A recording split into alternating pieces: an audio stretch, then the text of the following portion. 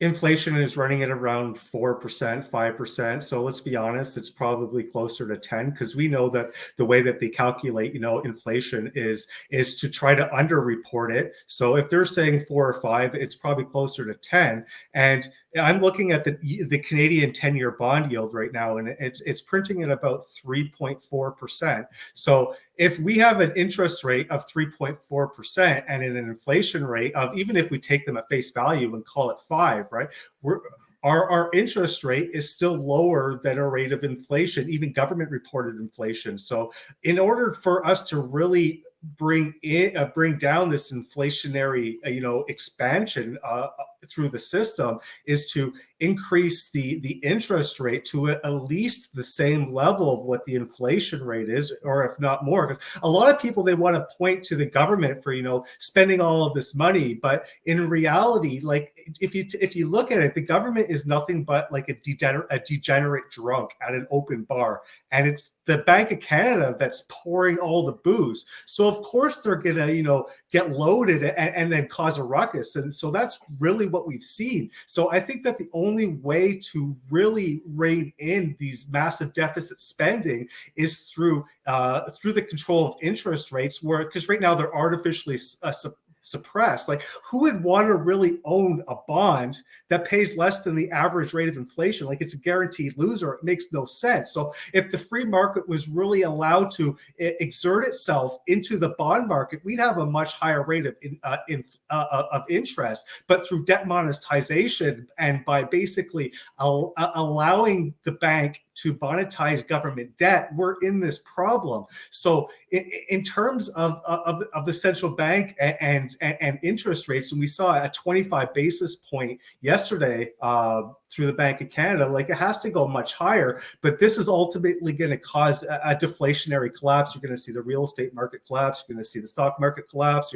You're going to see a massive amount of job loss. And, ultimately that's what's going to have to happen, because, we have never really solve the issues of this inflationary expansion going back all the way to 2000, right? All we do is cut interest rates and inflate, cut interest rates and inflate, to a point we created such a massive bubble in our economy that the only way out of it is a hyperinflationary collapse like Venezuela, or a deflationary crisis where it crashes all assets. So I want your views on that, and really what we have to do, because we have some major systemic issues when it comes to monetary policy and fiscal policy here, and I think that we really need to address this.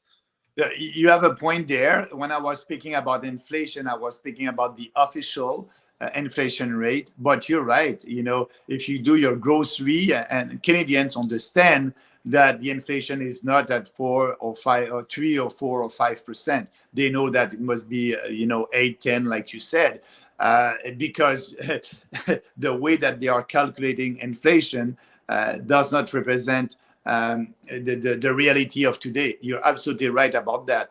And yes, you're right that the Bank of Canada is in a losing position. They cannot win. Actually, when in the 1980s, when we had inflation at that time, the inflation was officially around 10%. And to fight inflation, central bankers in US and in Canada had to raise interest rate to 18 and 20%. And you're right. Now, the fact that they're raising interest rate to fight inflation, they will have to raise interest rate more than what they're doing. And that's why I'm saying the Bank of Canada is in a losing position, because doing that, you're absolutely right. The Bank of Canada will kill the economy, will be in a recession. And so if they do nothing, the inflation will go up, and we'll have that inflation for the next couple of years, and everybody will be poor. So everybody must understand we are in that position because of bad fiscal and monetary policies. Fiscal and monetary policies. We need to fix that. That's why fiscally balance the budget, and the monetary policy. The Bank of Canada must be serious. If we want to fight inflation, they will need to raise interest rate more than what they did this week. And by doing that, it will be a tough time for everybody.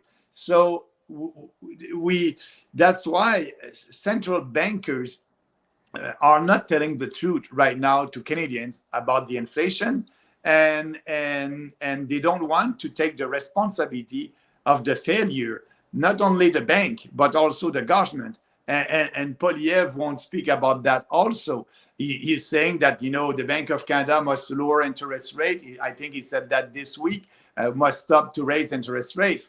That means he is for inflation. So you must be serious. You want to fight inflation, do what you need.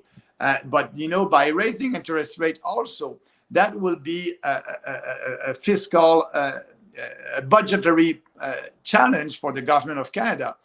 The interest that we are paying for our debt every year is about $24 billion a year. And I just want to let you know that the budget of the National Defense this year in Canada, the Department of National Defense, is $25 billion. So we are throwing through the window $24 billion. That's the budget of the National Defense. But now with the interest rate that are raising, next year, the interest of our debt will be around $35 billion. So we cannot afford that. We need to be serious and cut spending. We are in a very difficult situation. That's why I believe that we'll be in a recession or something will happen. But we need to remember it's because of bad policies. There's no such thing as a free lunch, and now we are paying for that.